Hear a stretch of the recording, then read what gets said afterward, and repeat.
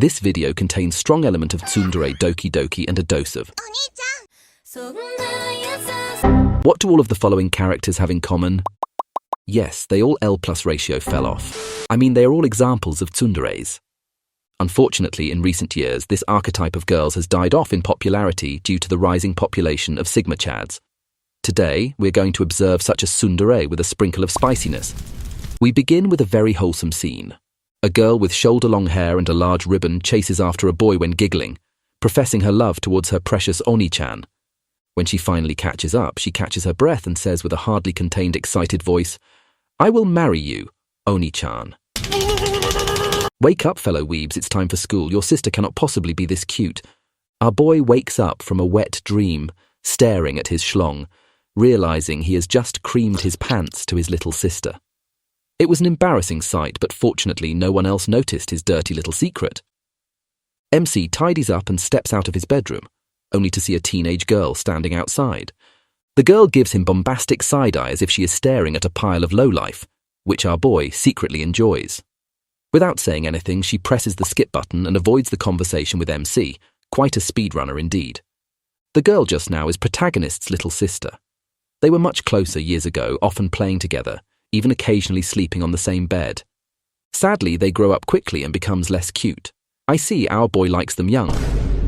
Now, no matter what he does, the little sister will always look at his sorry ass like trash and calls him disgusting for existing.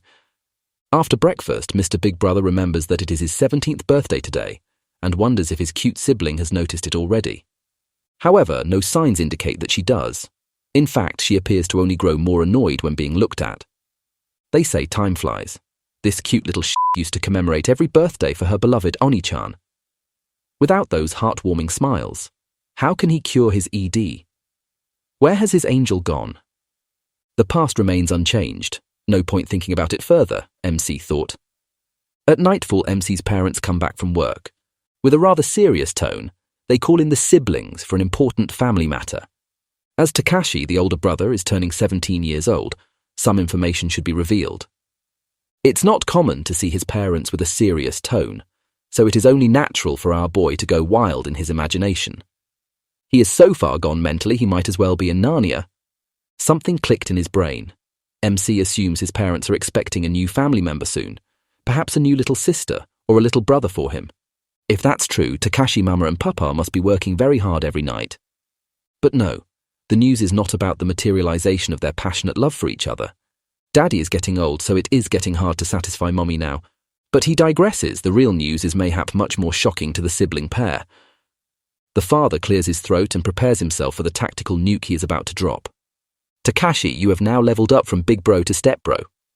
Hearing this news, Takashi gives off an intelligent face showcasing his high IQ. Daddy ignores him and carries on. Takashi and Kana are not actual siblings. They are engaged. They are not bonded by blood, but might soon be bonded elsewhere by blood.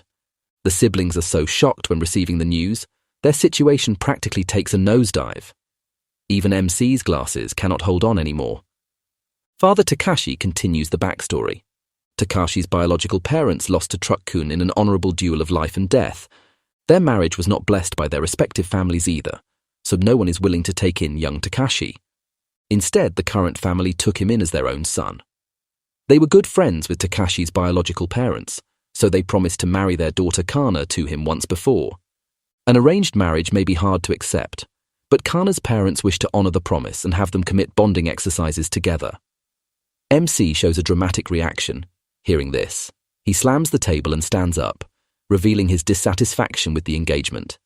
Kana's father interrupts him, saying the marriage can be postponed until Takashi turns 18 and Kana turns 16, when both are legally allowed to marry each other. Only then will they require an answer from our main character. Takashi does not easily give up. He tries to deflect the topic to his little sister Kana. In his mind, there is no way the sibling that has been giving him faces would ever agree to such an arrangement. Of course, seeing Kana's cheeks light up like my math exam is the least he expected to see. She stands up and rushes away in a hurry and leaves the rest of her family bing-chilling. Our boy is very confused about this situation. He does not have experience dealing with textbook tsundere like Kana. Later that night, Takashi lies flat on his bed rethinking his whole life. It's a harsh reality to face, suddenly being told that your sister is actually your fiancée. He suddenly lost interest in his little sister because all he wanted was an incest tag. Unfortunate. The next day, as MC steps outside of his room, he sees Kana once again wandering in the hallway. You cannot fool a wise man like me. If we compare Kana's attire today and yesterday, we see that she is wearing the exact same outfit. Real girls never wear the same outfit twice in a row. In conclusion, she must be a femboy. The moment femboy sees her Oni-chan, she runs back inside her room in a hurry, planting more question marks onto our boy's empty head. Seeing the cute little sister, Takashi cannot help but quickly deal with his personal needs inside the bathroom. When he finishes, he already sees Kana in her school uniform waiting for breakfast at the dinner table. It is a bizarre sight, as she usually only changes her cloth after breakfast. Oni-chan no baka, leave me alone, Kana says as she turns her head away from the disgusting big bro. Awkward silence fills the room. MC notices occasional glances from his little sister. Is she finally broken and ready to admire her beloved Oni-chan? She has been acting weird ever since last night's engagement reveal. Haters will say this is why tsunderes are annoying. 5 days have passed since then. Kana's actions have not improved at all. She is now keeping more distance from her brother as if MC himself is named Hentai Master 69 online. What if Kana is giving her parents this attitude too? The mere thought of this makes MC's veins pop out. This is an Asian household. Such brat behavior cannot be tolerated. He must give Kana the sticks and punish her himself. Big Bro nods to his own assumption because he thinks no one knows Kana better than him. If he does not quickly deal with the situation, knowing her explosive personality, Kana might even run away from home.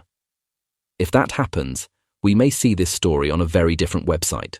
Stepbro rushes inside a maiden's bedroom and yells, "Do you want this stick or my stick?" Takashi has unlocked a new skill that most harem protagonists are born with by default: force entering before knocking. Kana is in the middle of playing around with her fuwa. Like a top G, MC ignores her yelling and grabs her shoulder firmly, locking her in place. He pleads Kana to not run away from home like a pussy and face the situation like a real man. Even if she tries to hide it, Stepbro understands her true feelings. He knows all about it. She must be so desperate and in heat when hearing about the engagement that she wants to run away. The truth cannot be further away from that. Kana outright denies the allegations and calls MC a dumbass. If so, what's up with the recent unusual behavior? Takashi presses on. Unfortunately, MC is not fluent in tsunderego. He is unable to decipher the clear signs of a textbook tsundere. Stepbro rapidly points out the recent weird behaviors he has been observing. With each accusation, Kana's cheek turns redder. Finally, she is unable to contain the embarrassment and announces defeat in this argument, leaving the scene like a loser. Another easy argument win for the Sigma Chad. Why don't I have a girlfriend again? Little sisters are hard to figure out and forever a mystery. What he does not know is that a certain someone is through the roof, knowing that she can now finally say, "Help me, step bro, I am stuck." Later that morning at school, Kana explains her complicated situation with her brother to her best friend Dango Hair. Dango Hair is fluent in tsunderego. She sees through Kana's bullshit and recognizes her love for Oni-chan. Kana knows if she exposes herself, she will be known as the only brother f***er in the entire school. No matter what, she must not give in. She tries her best to convince her friend that it is only normal to be clingy to one's brother up until 7th grade. Again, Dango Hair sees right through her shenanigans and turns her cheeks sideways with words of truth. Kana finally gives in, admitting to growing a bit more aware of her precious stepbro. Not receiving the same level of attention from him annoys her slightly, making her feel uncomfortable. But it is not like I am in love with stepbro or anything, Kana says in textbook tsunderego. Dango Hair sees that the story is going nowhere. If this outdated archetype of a character keeps rambling on, she attempts to introduce plot into the story. Maybe walking into the shower when your stepbro is taking a bath can help raise awareness?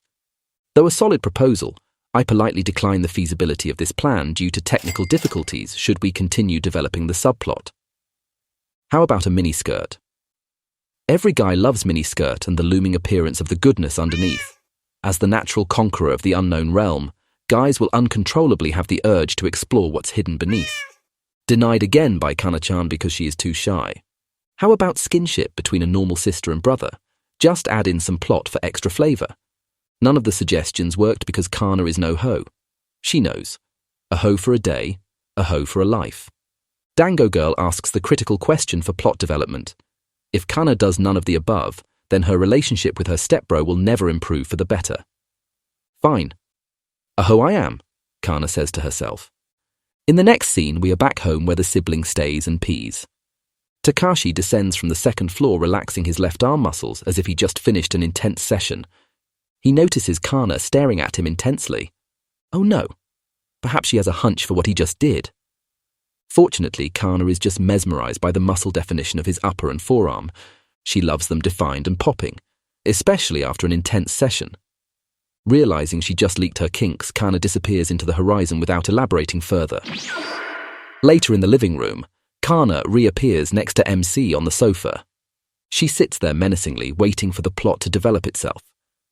Unfortunately, she does not realize the game does not play itself if she makes no input.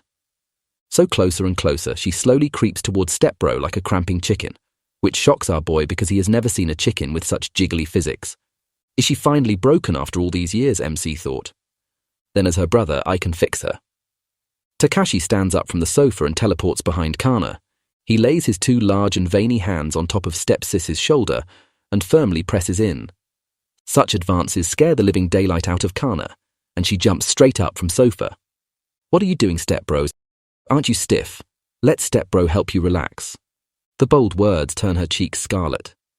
She does not want to admit she is all moist right now, so she runs away. Some of you may ask, Showman, how do you know she was moist?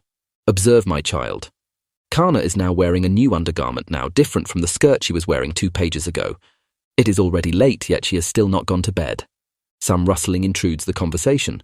It is a cockroach, the enemy of mankind. Of course, a creature from the underworld scares the shit out of Kana. She quickly hides beside her stepbro, grabbing his veiny arm firmly against her fua. Kana squeezes Takashi's arm so tightly between her mountains, as she lets out a cute Oni-chan. If she can fit an arm so securely between those unpasteurized spherical objects, they surely can fit something else without trouble. Takashi has never been so close to a woman's heart, literally. He is frozen in place, reminiscing about the soft sensation he just felt on his arm, and thanking Fourier for the brilliance of thermal conductivity. Kana does not care about his internal dialogue. She urges MC to quickly deal with Cockroach-kun. It was a good day for Takashi, but a sad one for Roach-kun. After an unrelenting whoosh from pesticide, he ascends to heaven. The bloody murderer turns his head and celebrates a job well done. However, what faces him is not a warm welcome or thankful words from Kana-chan. This unthankful bitch starts Karening all over the place and blames her brother for being weird. The unthankful bitch fucks off and bids goodnight to her caring stepbro. In his room, MC is having a hard time falling asleep because he is literally hard. He cannot shake off the jiggly sensation he felt earlier. Is he a bad brother for being horny to his stepsis? Nay, I say let him cook. As of now, the manga has 13 chapters translated. This video covers chapters 1 and 2. The manga name is in the pinned comment below. We upload weekly, so if you like this video, please leave a like, comment and subscribe. Thank you for watching until the end.